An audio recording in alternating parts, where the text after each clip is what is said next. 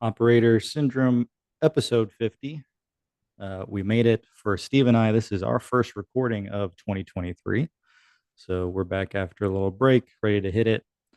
We're going to get back into Steve's timeline. We're going to start to get into the topics that we were interested in and sharing. Really, war stories are nice, but really we want to get into the topic of veterans transitions and the difficulty that comes around with that, because there are plenty of deployment stories and war stories you can find, but it's harder to find folks being real about what it's like when you leave that life. So we're going to get back into that, but first we'll cut it over to Steve. Yeah, just wanted to give a salute out to one of my brothers who passed away this couple of weeks ago, Mike Bailey. Yeah, I've mentioned him on the podcast a lot, and I hope in the future I can say some stuff about Mike because a flood of stuff came back. I flew out to Washington State to speak at his funeral at his widow's request, and very honored to do that. He was one of my heroes. So like to kind of dedicate this episode to Mike in fond memories of a wonderful human being and a great mentor to me and a hero, a true hero. So Mike, rest in peace, brother. Rest in peace.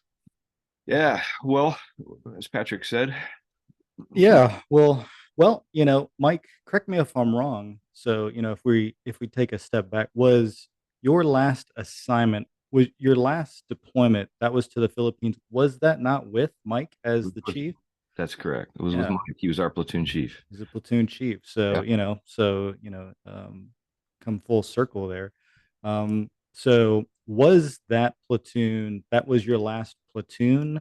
Right. um, and you were there West Coast based team, and you're on that last deployment. Now we're getting into the transition. So, during the workup to that deployment, were you starting, or have you already made the decision that that was going to be your last deployment? No, I hadn't. It was a really kind of, well, transitional is a good word. It was a really weird time for me because okay, we got back from that deployment. I want to say it was sometime in the late fall. It was before Christmas. Man, it might have been December or November. Anyway, we came back to the States, and that was the end of 92. And my enlistment was up in March of 93 because we had to commit for 6 years for SEALs because two of it's training. So Mm-hmm. a 4 year commitment out of you at in service. So my enlistment was coming up, and a lot of things were kind of swirling around in my head. But when I got back, they put me right back into training department, Mm.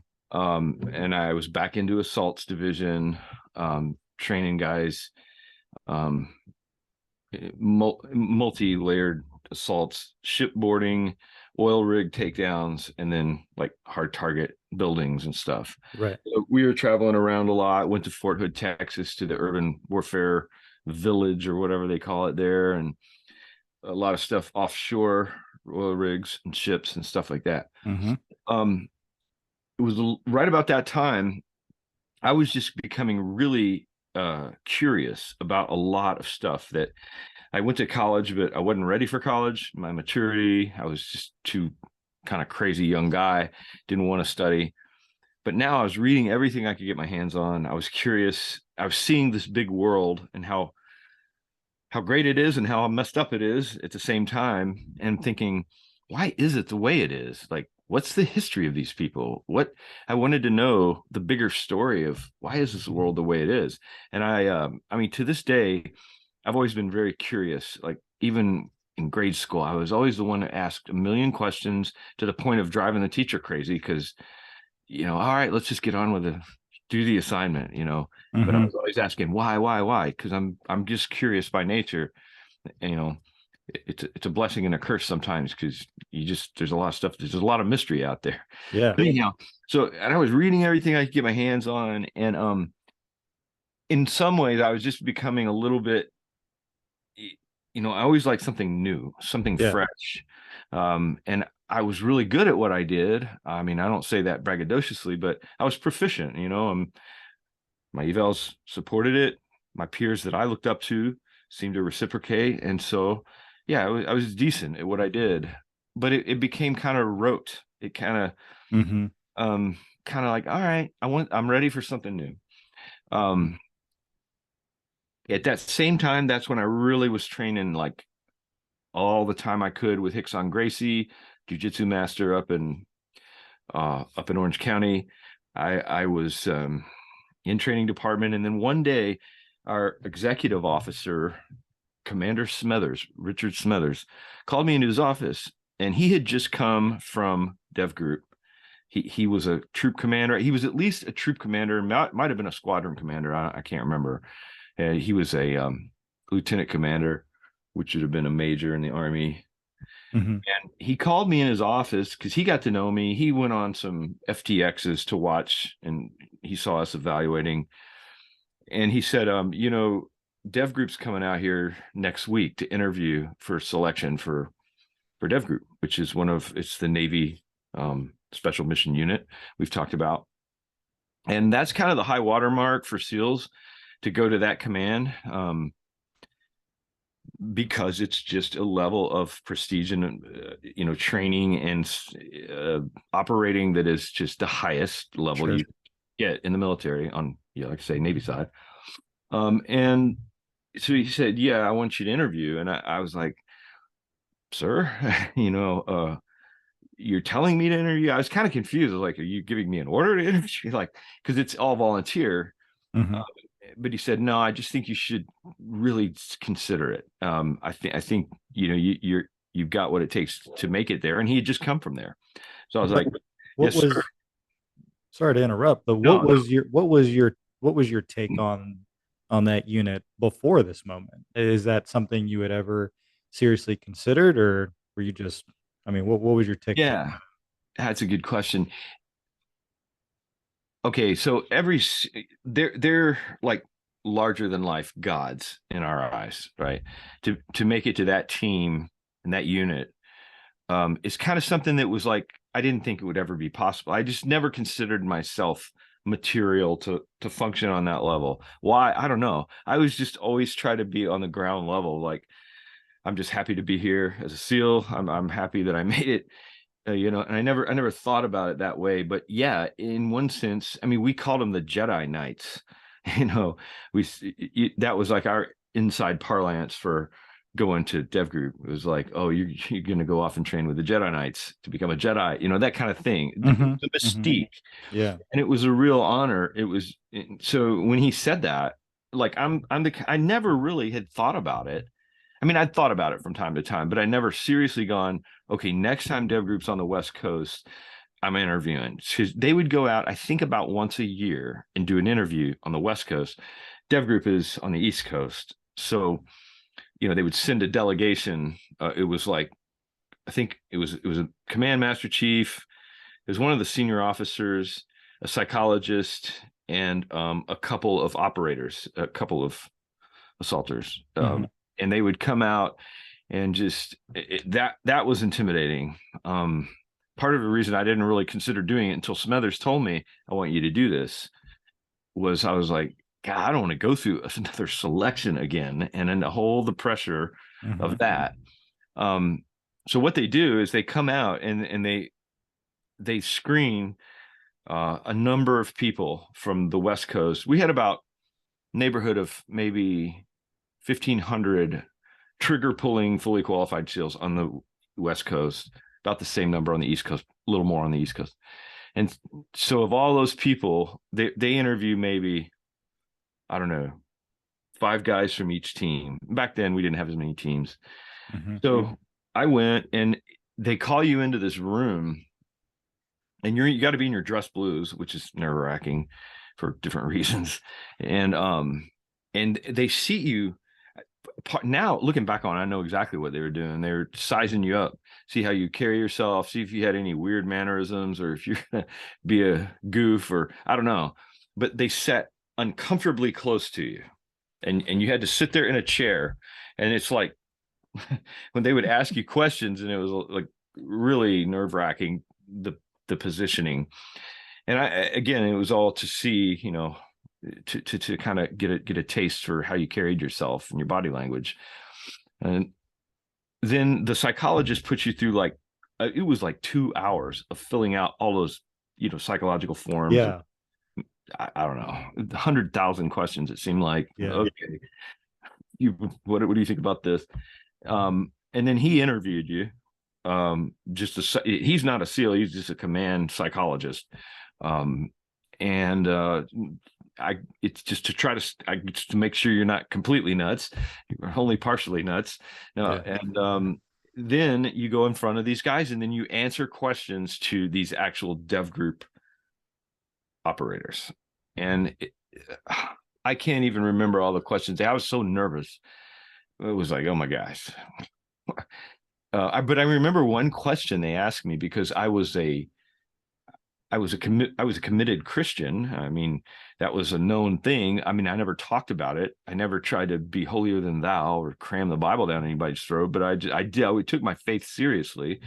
And I didn't, I mean, my whole time in the SEALs, I never drank a drop of alcohol.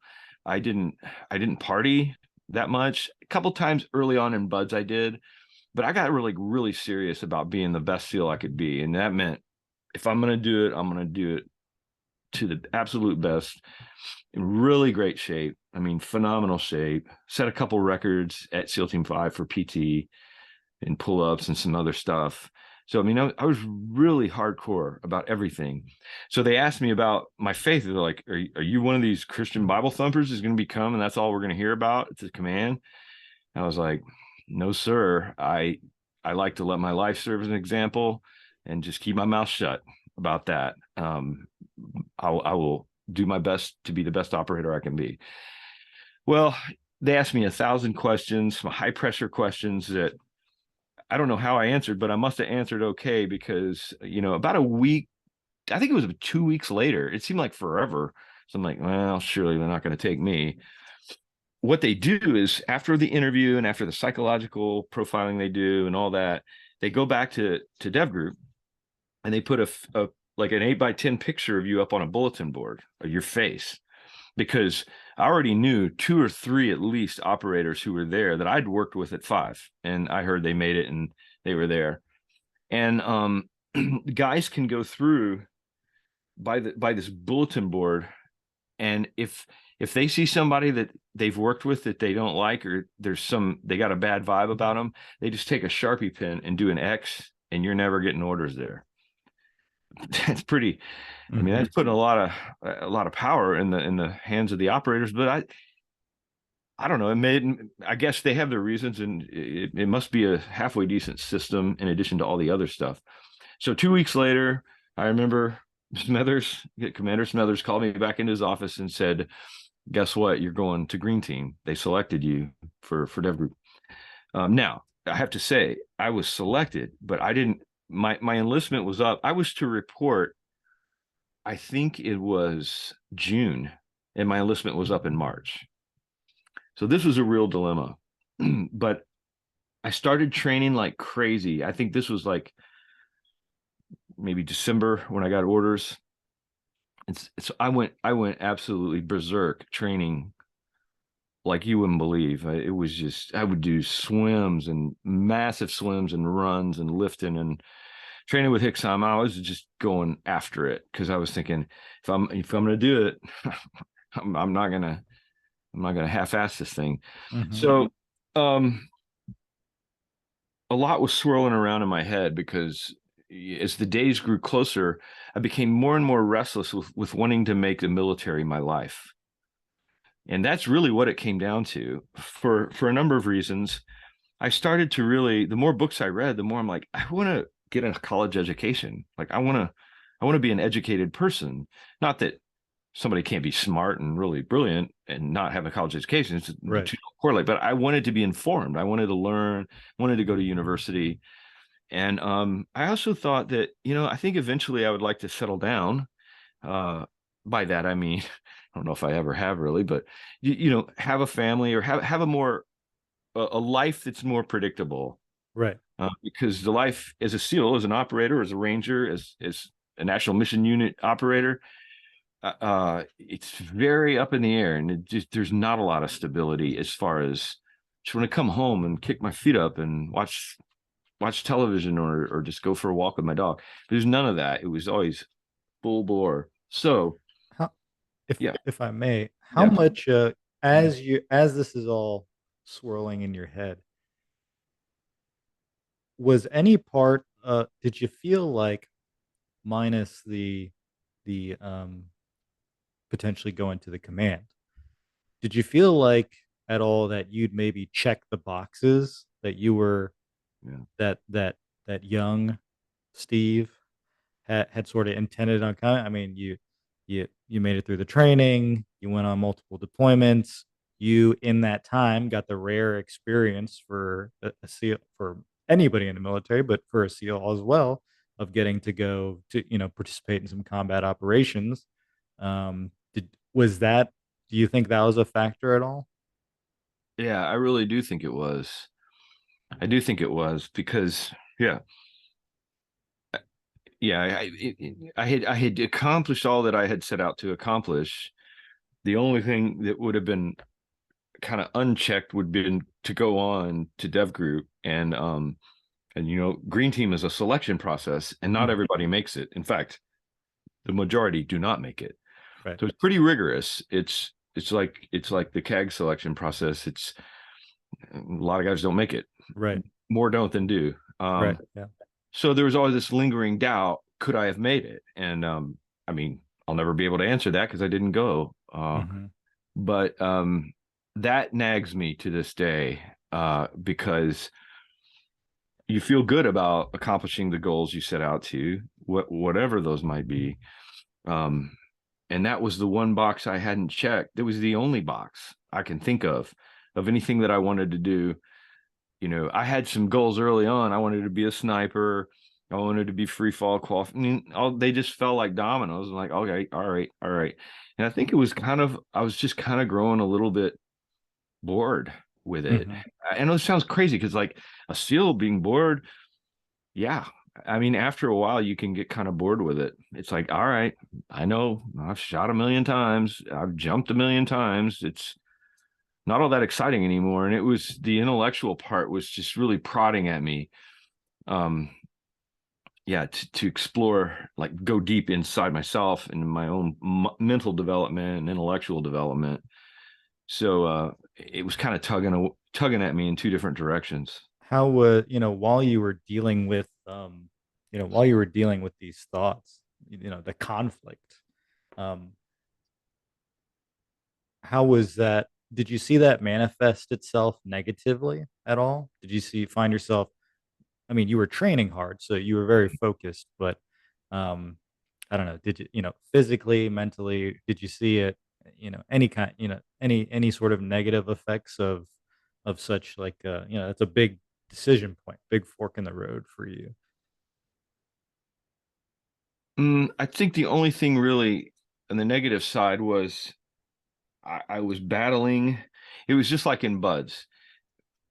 The thought that kept me going the most through all that hell of getting through Buds, Hell Week and stuff like that, was that I didn't want to look in the mirror at somebody and think you're a quitter. Mhm, Like, you know, I can't. That's a hard one for me to live with. Quitting. It's not to say I haven't quit at things, but I don't know. It's kind of that weird psychological label that I could feel in my mind, and that was the thing that messed with me the most. It wasn't. There was nothing physical holding me back. I mean, I was prime in the best. I mean, yeah, ridiculous shape. Like mhm. nothing holding me back. I didn't drink a drop. I mean, for years, and didn't care to. Just wanted to be the best. So it would just be that mental, well, what if? Could Mhm, you have made it? And I still hear that voice sometimes. It's like, why are you quitting? Is this a quitting thing?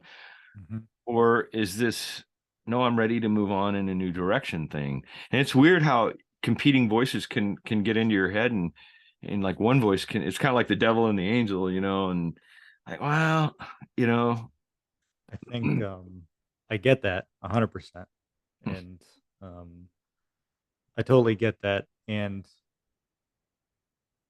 with time, it's slightly skipping ahead, but with time, don't you the idea that you could have it all, right? It's like you were starting to think about what you wanted, Right. and you were starting to see that path laid outside of the military. Forget the teams, just outside of the military in general. Because, like you said, you would have needed to get picked up, and Right. then you'd have a career. But Yeah. you know, can you have everything? Right? And I don't that's not possible. It's not possible to have everything, and you've definitely seen stories of folks who went on to the command and then life suffered in other ways. And so we all make a decision. Yeah. For I mean, I know you've seen it, but like the Yeah. for the young folks who reach out to us Hmm. through our email, operator syndrome podcast at gmail.com. For those that reach out and they ask for like tips, right? First Hmm. thing we say is, um, we're long past having relevant experience, so you're better off talking to Yeah. someone else. But Right. but of the things we tell them, one of them is like thinking through, like, uh, is this it? Like, really think about what you want. Is this Does this get you to where you want to be? Yeah. Does this selection, does buds, does rasp, does SFAS, like, does it get you to where you actually want to be in life? Because if it's not, when you're at your weakest, it's going to be right in your face. And Hmm. if there's and everyone is capable of quitting. Oh, ab- I think you know that, right? oh, You and I know that. Young guns will say that there isn't. They're uh, not. But yeah. everyone is capable of quitting. Everyone's capable of breaking. And you just made like a mature calculation there. But to have it nag, right? I definitely get that piece. Um from a contractual perspective, what would that do you can you even remember what that would have looked like? Like, would you have been able to do like a 1 year extension to get through green team, or would it have been like you got to tag on like another 4 years to even to try? It was 4 years, Yeah. no question about it, because 1 year is green team, Yeah. and well, the better part of a year, and then they want another 3 years out of you. Mm, That's just the way the military works. They're yeah. like, look, there's got to be some give and take here. Hmm. um, and that was another factor in it. Couple thoughts on that. That's a really good point that you just made about the whole your backstoring, that the quitting and speaking to a lot of issues there. Uh, if I had enlisted for another 4 years, which I would have had to do to go there, that would have put me halfway to a career retirement. I mean, Yeah. so it was kind of to me like, is it going to be the military for your life, or is it going to be college and on to other things? So that's what it really came down to. Because I thought about it 10 ways from Sunday, and is there anyone? How can I do? But I was like, no, this is for me. This is going to be crossing the Rubicon of a military career or a civilian career and doing something else. That was the bottom line. And honestly, I just thought, as an aside, well, kind of a connected tangent here. I was listening to it was it was the uh, Sean Ryan. What's his podcast called? I think it's a Sean Ryan show, Sean isn't it? Ryan. Yeah. Yeah. They have all these names I can't keep up with. Vigilance Elite or Sean Ryan show. Vigilance, Yeah. yeah, something like that. Yeah, it's a great show. And he had a cat. He was a special forces career operator. Glover was his Uh, last. yeah. Mike Glover. Mike Mike Glover. Glover. Yep. Yeah, really great guy. Great story. Amazing guy. Did some incredible stuff. But it was the question that somebody asked us a while back that we both answered, and they asked Mike, who had had an incredible, stellar career as a special forces operator, and that was, if your son or daughter came to you and said, I want to do this, what would be your advice? And he said the same thing you and I said. Our first thing was, I prefer you didn't do that. I prefer you did something else. I'm like, what is it? And I'm gonna, when I mix with my friends and buddies, I'm going to start asking them that question too, because I think that's really telling. Why is it that we're telling them maybe not? Now, if they're all in like we were, I'd fully support them, of course. But why are we saying that? A lot of people from a lot of different angles, a lot of different combat experiences saying, I wouldn't do it. That's interesting, isn't it? It's yeah, it is interesting. Um, yeah, I mean, we'll have to unpack. Yeah, We could probably spend a whole episode unpacking that. I mean, easily. it's I on the face of it, it's you love your kids and you know that there is if there's one thing you can count on with any type of selection or career in the military, there's suffering, right? And it's Yeah, like right. probably right at the top, it's like I don't want my kid to suffer like it. We know that growth comes from it, right? Yeah, yeah, Um, but the first instinct is it must be to protect your children or your loved ones. And so, for that purpose alone, all you think about are the negative things that they're going to go through.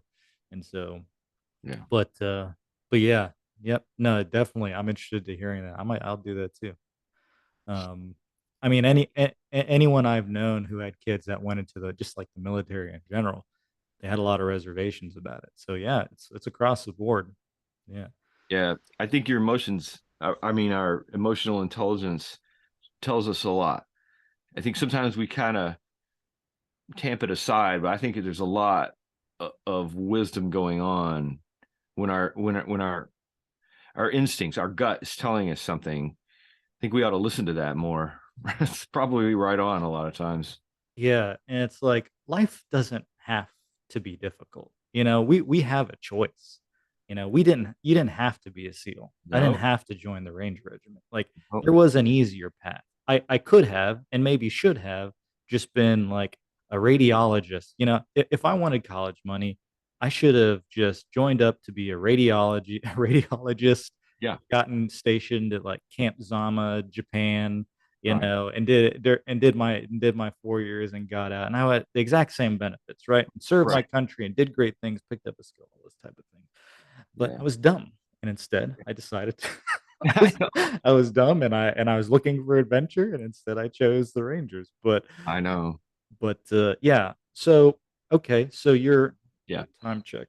No, we're good. We got so okay. So how'd you make the decision? So what was there a moment? Was there an epiphany? What light bulb moment? What was it? How'd it happen? Yeah, there wasn't really an epiphany. No, it was just me uh stewing, and I had some good friends that I bounced stuff off of. It just came down. I mean, I wish it was more exciting than this.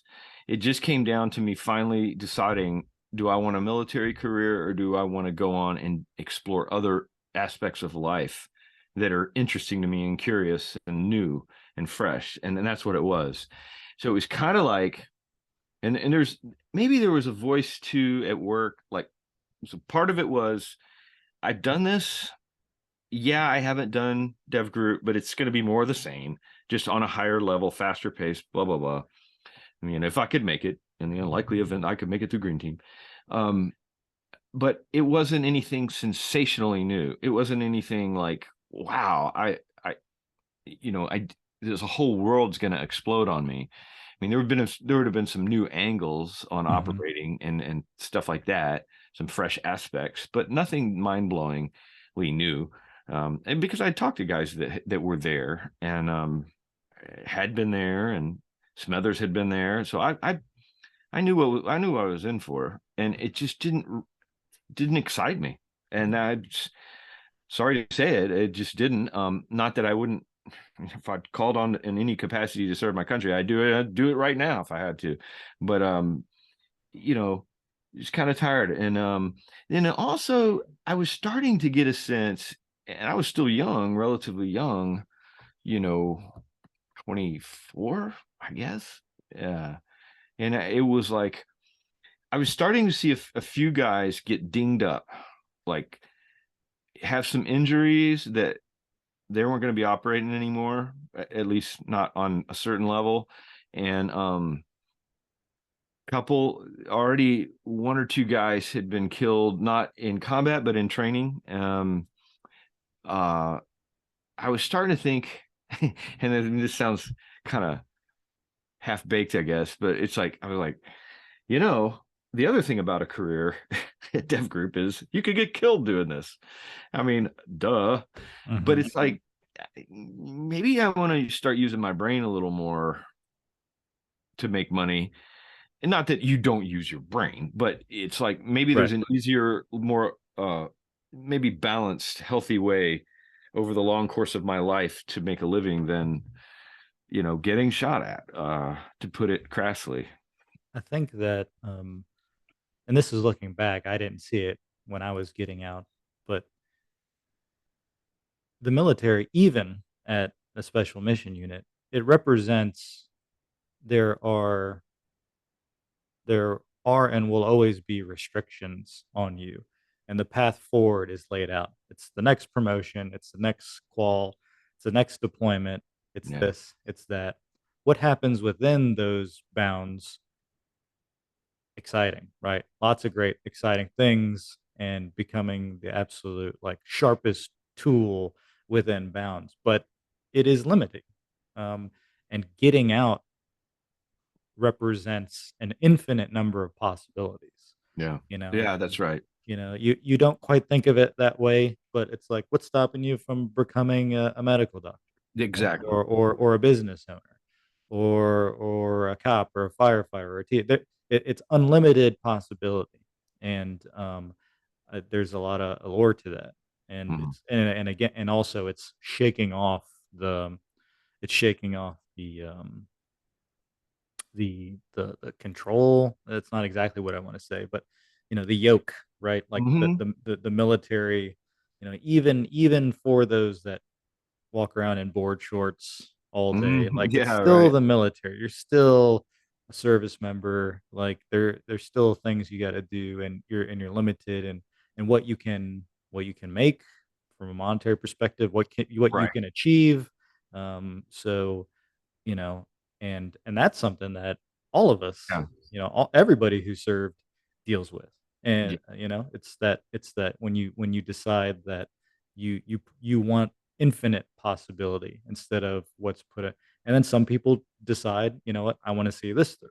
Like, this makes sense for me, and they make that calculation. Like my dad made that he retired, you Mhm. know. But he retired, and now he works, and ever since then, he's worked as, working for the federal government, and, Right. and the army. So, that's kind of what he knew. So even when he did his, 20 plus, and he got out, that's what he knew. So Yeah. you retire, the possibilities are technically infinite, but not really, Yeah. because you've built up a set of skills and experiences over that course of the career. So, Yeah. um, yeah, That was that's a really good point. I I've always kind of been a free spirit of sorts. Like, think outside the box, just listen to alternative music. There's these things that I don't want to be put in categories. I don't like categories on whatever level. Um, and you feel like the military owns you in a certain, and they do. yeah, They kind of own you. You don't feel like you're your own free agent. right, Like, I feel like, and I hated paperwork. I still hate paperwork. I hate bureaucracy. I hate the catch 22s we've talked about. And I was kind of sick of the military and the dumb stuff. Even at a great special mission unit, there's still dumb stuff. I was out there, and we'll talk about that in future episodes. And it was hilarious because guess what? I'm sitting among assaulters who are complaining about the same old stuff I complained about when I was in. I couldn't believe it. I'm like, mm, and they were like, they were being funny about it. They're like, yeah, tier one, baby. Ha ha. And I'm like, holy cow. Now these guys have the best of everything. And it's still the kind of stuff that drove me nuts. hmm And I was like, wow, that's kind of revelatory. Mm-hmm. Anyway, that wasn't everything, but that was a big part of it too. I just wanted to feel like I was free.